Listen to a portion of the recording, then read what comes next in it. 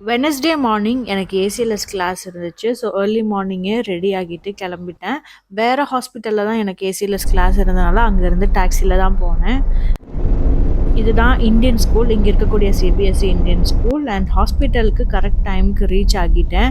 But ACLS class நடக்கிற பிளேஸ்க்கு கண்டுபிடிச்சி போகிறதுக்குள்ளே அங்கே ஆல்ரெடி கிளாஸே ஸ்டார்ட் ஆகிடுச்சு. ஏசிஎல்எஸ் ஸ்டார்ட் பண்ணுறதுக்கு முன்னாடி பிஎல்எஸில் ஒரு அசஸ்மெண்ட் மாதிரி பண்ணிவிட்டு அதுக்கப்புறம் தான் ஏசிஎல்எஸ் ஸ்டார்ட் பண்ணாங்க.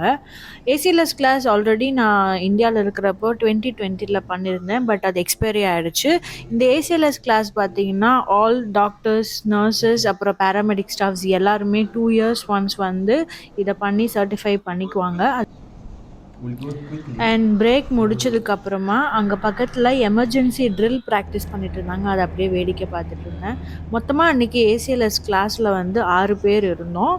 அண்ட் ஒரு பேஷண்ட் வந்து ஒரு ஹாஸ்பிட்டல்லையோ இல்லை வெளியிலையோ ஒரு பேஷண்ட்க்கு சிபிஆர் நம்ம கொடுக்குறோம் அப்படின்னா மினிமம் 6 பேர் தேவை. அதை பேஸ் பண்ணி தான் அந்த கிளாஸ் இருந்துச்சு. 2 o'clock கிளாஸ் முடிச்சு அங்கேயே நான் வந்து கேன்டீனில் லன்ச் சாப்பிட்டேன்.